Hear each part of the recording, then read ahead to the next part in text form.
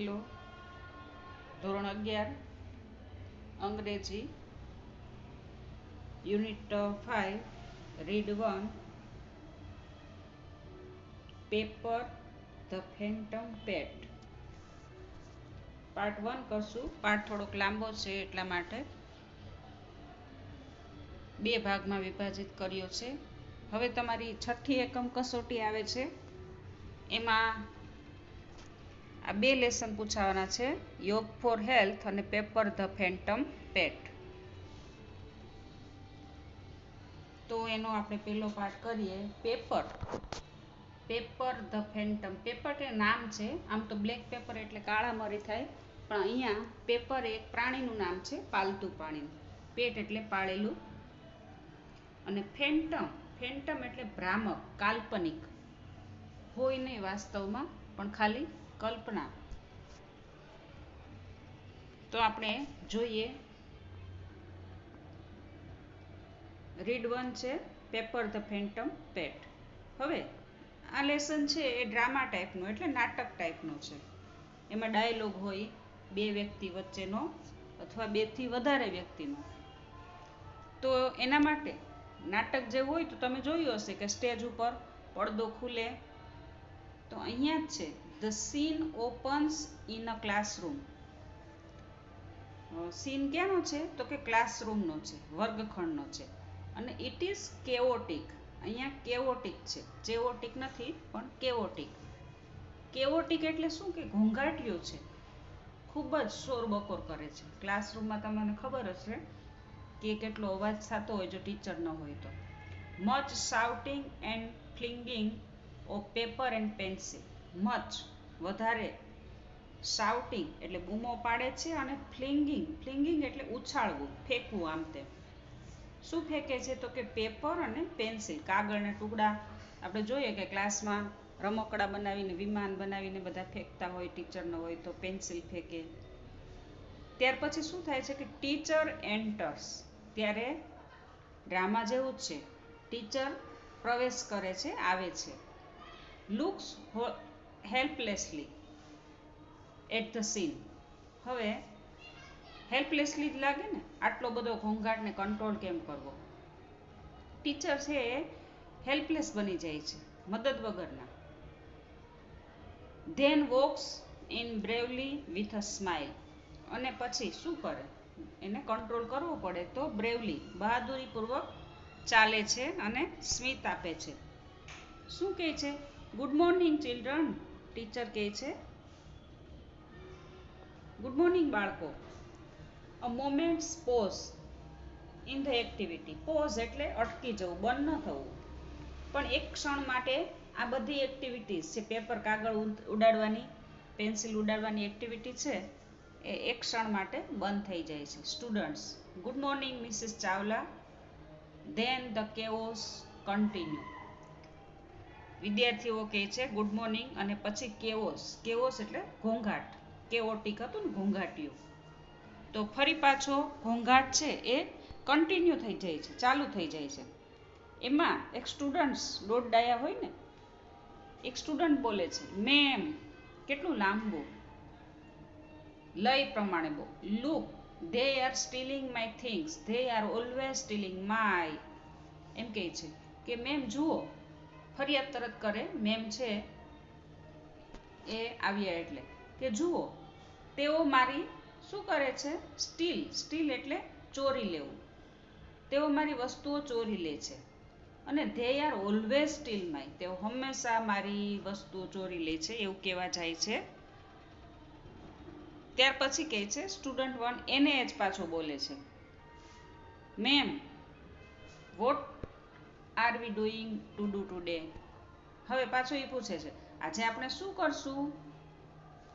Students 2 બીજો વિદ્યાર્થી બોલે ma'am let's do something funny. Ma'am, કંઈક ફની કરીએ, એટલે આનંદ આવે, રમૂજી કરીએ, જોક કરીએ. Much cheering at this suggestion. હવે આ સજેશન ઉપર ખૂબ જ ચીયર, ખુશી, હર્ષ નાદ થાય છે. ટીચર કહે છે now children, today we are going to discuss domestic animals. હવે ટીચર શું કહે છે કે આજે ના અત્યારે આપણે ડિસ્કસ કરશું, ચર્ચા કરશું શેની? તો કે ડોમેસ્ટિક એનિમલ્સની. ડોમેસ્ટિક એટલે પાળેલા પ્રાણી, ઘર. ડોમેસ્ટિક એટલે ઘરે જે પાળેલા પ્રાણી હોય એની આપણે ચર્ચા કરશું. Immediately the class is rocked by a storm of protest. Immediately એટલે તરત જ, એટ વન્સ આપણે કહીએ ને, તરત જ ક્લાસ કેવો થઈ જાય છે કે રોક્ડ બાય, રોક એટલે સામનો કરે છે, કેમ? સ્ટોર્મ ઓફ, સ્ટોર્મ એટલે વાવાઝોડું, અને પ્રોટેસ્ટ, પ્રોટેસ્ટ એટલે વિરોધ, વિરોધનું વાવાઝોડુંનો સામનો કરે છે, વિરોધ કરે છે કે ના ના એવી ચર્ચા કરવી નથી. એક્સેપ્ટ ફોર પિયા. હવે સિવાય કે પિયા નામની છોકરી હતી એ એક જ વિરોધ નથી કરતી. હુ સ્ટેન્ડ્સ એન્ડ ચીયર્સ, તે ઊભી થાય છે અને ચીયર્સ, તમે જાણો છો, આનંદ વ્યક્ત કરે છે.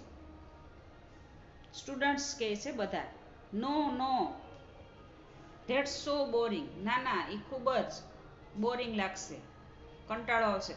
શટ અપ પિયા, બંધ થઈ જાય Piya. Stop being an animal for a once, પ્રાણી બનવાનું રહેવા દે.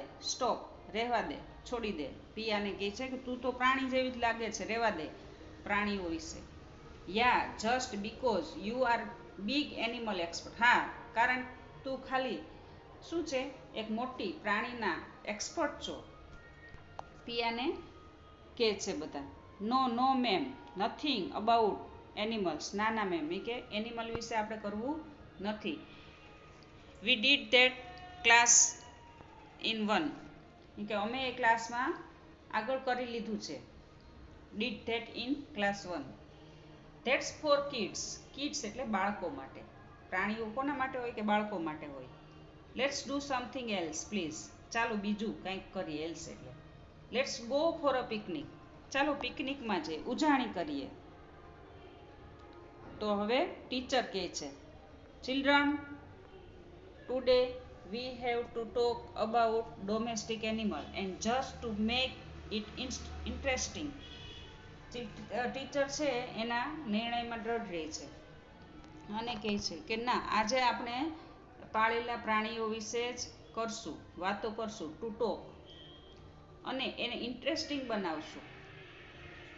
Let's start by each one of you telling us about the pet you may have at home.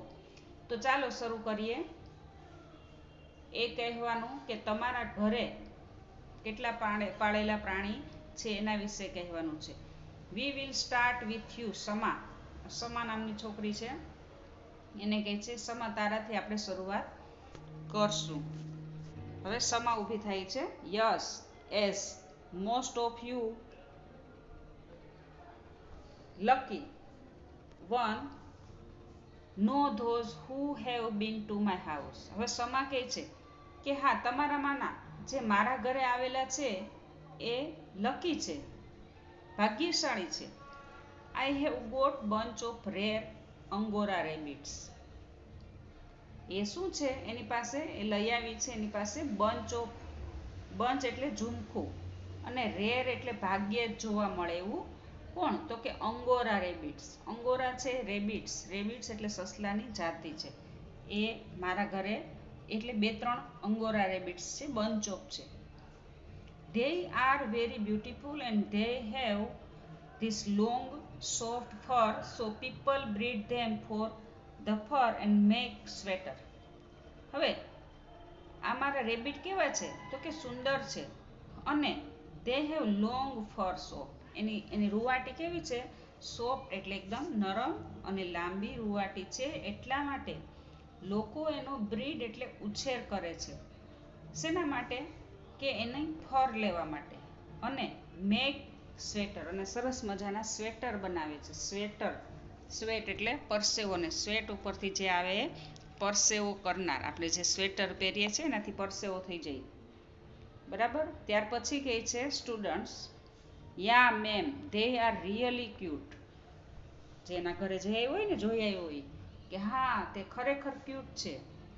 The fur is so soft ma'am, એની fur so soft, વધારે પડતી soft છે, અતિશય soft છે. આપણે સો ધેટ ભણી ગયા ને. Teacher very good. Sama. Who is next? સરસ સમા. હવે પછી કોણ આવશે? Many hands wave in the air and there are shouts. ઘણા બધા હાથ છે ઊંચા થાય છે અને બૂમો પાડે છે of ma'am me ma'am me ma'am me. પછી જો તમે ક્લાસમાં વાતાવરણ જેવું હોય એ જોયું જ હશે. મારો વારો કહેતા હોય ને. Teacher yes Rohan. હા Rohan. Rohan I have got the fiercest dog in the whole world. Rottweiler. હવે રોહનની પાસે શું છે પેટ તરીકે? તો કે મારી પાસે એક ફિયરેસ્ટ મીન્સ હિંસક, ખૂબ જ જનૂની કૂતરો છે. આખા વર્લ્ડની અંદર વર્લ્ડનો ફેમસ જે હોય એવો હિંસક કૂતરો છે જે રોટવેઇલર જાતિનો છે. એની પ્રજાતિ કેવી છે? Rottweiler. His name is killer. જો એનું નામે કેવું છે? કિલર. કિલર એટલે મારી નાખનાર. He is a very dangerous dog. તે કેવો કૂતરો છે? ખૂબ જ ભયંકર. But he is highly trained. પણ એને ખૂબ તાલીમ આપી છે. So he doesn't bite any one of us. એટલે અમને કોઈને બાઇટ એટલે કરડવું, કરડતો નથી. જો તમારે કૂતરો જોવો હોય તો કેવો છે ને હિંસક.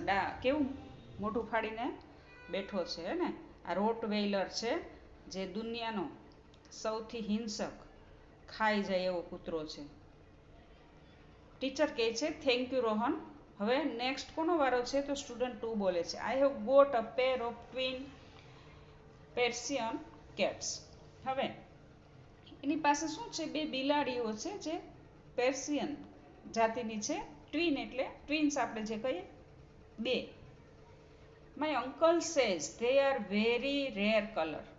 મારા અંકલ કહેતા હતા કે આ કલર ખૂબ જ રેર એટલે ભાગ્યે જ, હાર્ડલી જેને કહીએ, ભાગ્યે જ આવો કલર જોવા મળે. I have to brush them every day. હું એને દરરોજ બ્રશ કરું છું. બ્રશ એટલે મિત્રો અહીંયા દાંતમાં બ્રશ નહીં પણ એના હેર છે એ ઓળવા.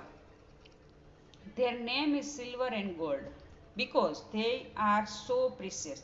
હવે એના નામ શું પાડ્યું છે? સિલ્વર અને ગોલ્ડ. કારણ કે તેઓ ખૂબ જ મૂલ્યવાન છે, વેલ્યુએબલ છે, પ્રિસિયસ છે.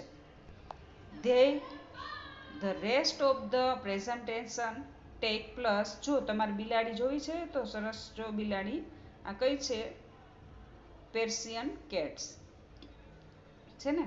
એકદમ એની ફર છે સરસ છે, એટલા માટે એને બ્રશ કરવું પડે. શું કહે છે આગળ? કે the rest of the presentation take place in mime as Piya gets up. હવે પિયા ઊભી થાય છે અને એ કહે કે હવે રેસ્ટ ઓફ ધ. રેસ્ટ એટલે વધેલું, બાકીનું. આમ રેસ્ટ એટલે આરામ થાય, પણ આપણે એમ કે ને રેસ્ટ ઓફ ધ ફૂડ, વધેલો ખોરાક. તો પિયા ઊભી થાય છે કે હવે મારો. C walks down stage to the talk directly to the audience. તેણી સ્ટેજ પાસે જાય છે સીધી જ ઓડિયન્સની સાથે વાતો કરવા. She is trouble. પણ કેવી છે એ? ટ્રબલ છે, મૂંઝાયેલ છે. જો આ કેટ આપણે જોઈ, બરાબર. તો ટીચર કહે છે come on Piya, let's hear about your pet. Piya આવ, ચાલ તારું પાળેલું પ્રાણી શું છે એના વિશે સાંભળીએ. There is silence. Everyone turns to Piya. એકદમ શાંતિ થઈ ગઈ. પિયા, કેમ કે પિયાએ જ એનો વિરોધ નહોતો કર્યો એટલે બધાને interest. Students 3 yes Piya what's your pet. હા પિયા, તારું પાળેલું પ્રાણી શું છે? Bet it's the best. Bet એટલે મિત્રો અહીંયા શરત લગાવવી, BET. બેટ એટલે ચામાચીડિયું, પણ BAT, બેટ એટલે ચામાચીડિયું થાય પણ અહીંયા BET, શરત લગાડો એ કે એ સૌથી સારામાં સારું હશે. Student 4 Piya the great animal expert. Piya શું છે? અને પહેલાં એ કીધું હતું કે તું તો એનિમલ એક્સપર્ટ છો. Go on Piya, don't tell me you don't have a pet. હવે પિયા તું અહીંયા આવીને નહીં કહેતી કે મારી પાસે કોઈ પણ પાળેલું પ્રાણી નથી. She has a dog. હવે સ્ટુડન્ટ 5 દોડડાયા બધા બોલે છે કે તેને એક કૂતરો છે. I have seen it. મેં જોયો છે. ગપ્પા માર. It's an old street dog. એ કે જૂનો એકદમ ને શેરીનો કૂતરો છે. It can hardly walk. Hardly એટલે ભાગ્યે જ. જો રેરલી અને હાર્ડલી બંને સમાનાર્થી શબ્દો છે. Much laughter. બહુ બધા હસે છે પિયા ઉપર. સ્ટુડન્ટ્સ કહે છે really Piya only a street dog. બસ કે સાચે જ ખાલી એક પિયા તો કંઈ બોલતી નથી. પેલા બધા બોલે છે કે ખાલી શેરીનો કૂતરો. મે બી ઇટ્સ અ વુલ્ફ ઇન ડિસ્ગસ્ટ. એ કે મને એવું લાગે છે વુલ્ફ એટલે વરુ અને ડિસ્ગસ્ટ એટલે છુપાવે છે વરુ હશે. એ કે તાર. ટીટર્સ ઓલ અરાઉન્ડ. ટીટર્સ એટલે મજાકમાં હસવું. બધા હસે છે. Bet. She has the most exciting pet. શરત લગાડો. એની પાસે સૌથી સારામાં સારું આશ્ચર્યજનક પ્રાણી હશે. કમ ઓન પિયા ટેલ અસ. આવ પિયા કે મને. Students chanting. ચેન્ટિંગ એટલે જે પિયા જેમ આપણે બોલીએ ને એ. પિયા goes slowly to the top of the class. As soon as she is there, everyone is quiet. હવે પિયા છે ધીમે ધીમે ક્યાં જાય છે? ક્લાસની ઉપર મીન્સ સ્ટેજ ઉપર જાય છે. અને as soon as જેવી તે જાય છે there is, she is there, તો everyone is quiet. બધા કેવા થઈ જાય છે? એકદમ શાંત થઈ જાય છે સાંભળવા માટે. ટીચર કહે છે go on Piya. We did love to hear all about your Pat.